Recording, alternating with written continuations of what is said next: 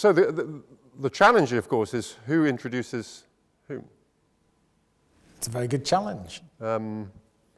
Because you're the Vice-Chancellor. Indeed. And I'm the Joker. Yeah.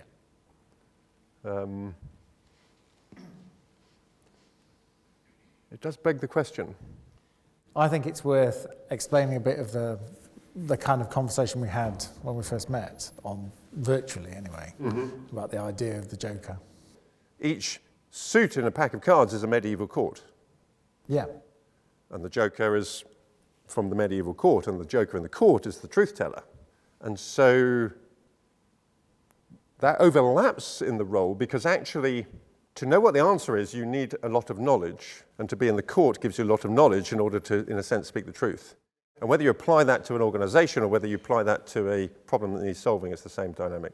I'm quite interested in the idea of the unpredictability and the disruption of the wildness of the Joker, as well as the idea of the fool.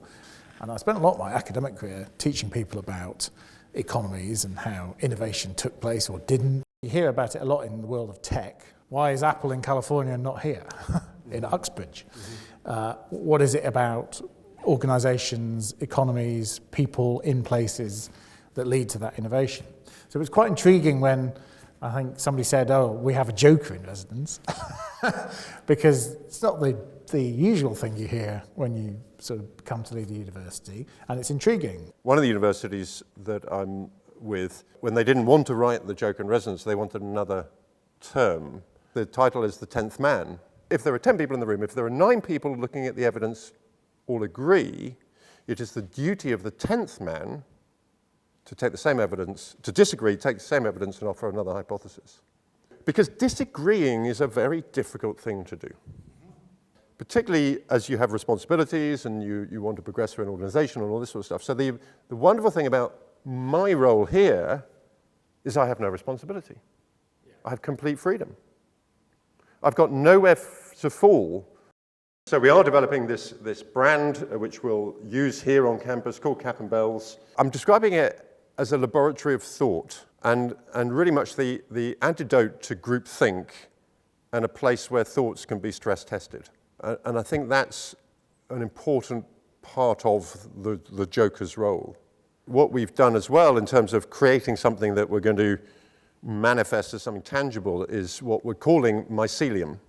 Mycelium being the network under the ground, obviously, for mushrooms, and we're discovering Mycelium allows trees to talk to other trees. Have the image of the London Underground map. And for me, Mycelium here is Brunel's Underground. It's that network of connectivity. In fact, more than just connecting, there needs to be a benefit. So it's the symbiotic conversations and connections across the campus.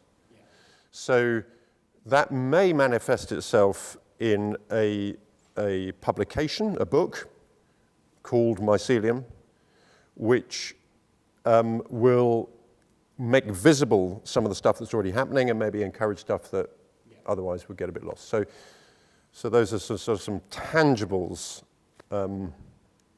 that have come out of just the last, whatever it's been, sort of 8 months or something, that this role's been happening.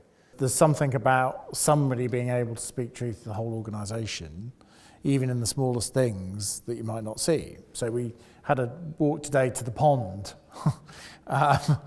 which many people in Brunel have said, oh, the pond is very nice by Cleveland Road. And I don't think Jim was as impressed with the pond. He wasn't. But he sort of spoke the truth of, well, it's a pond, but it's a pond in a car park. But what could it be? And in one sense, it's sustaining wildlife. But in another, you are full of the imaginations of things it might be from a fresh set of eyes. And I think it's enormous value always for people, for us to have access to fresh sets of eyes, or outsiders' eyes, or interlopers' eyes.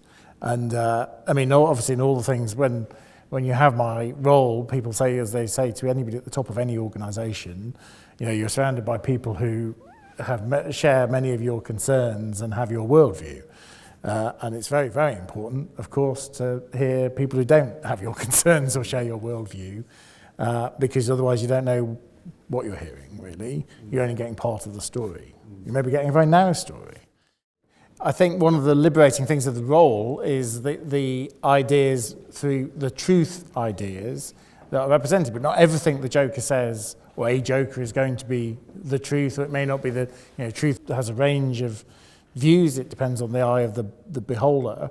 So it's about having that scope for an individual, groups of individuals, or the organisation to generate those ideas and those views. There's a whole lot of other work to do, and a whole lot of other, the organisation needs to embrace and consider what it wants to do with some of those ideas. And some of them may want to be pursued, some may not. But it's the ideas and the ability to articulate what you might not otherwise see. But the implementation of things rests with many others across the university in our case. It's far less about me, it's far more about the organisation. What is the psychology of the organisation, i.e. in this case Brunel University? Can Brunel University culturally accept somebody like me or several people like me?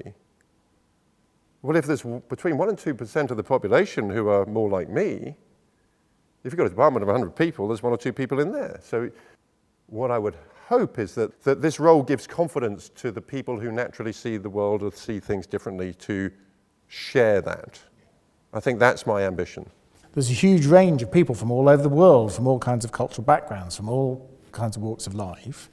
What I think the appeal is to create the atmosphere, the space within the organisation, within the social nature of the organisation, for that difference to have space to flourish and to feed into our creativeness. The Joker idea is one way of accessing that, but it's the bigger prize, I think, is to create an organisational set of spaces, interspaces, maybe we're in the Mycelium idea, the cracks in between, where these things can flourish on the sort of broad idea that's going to be tremendously helpful for us in terms of what we want to do as a university and what we value and what we want.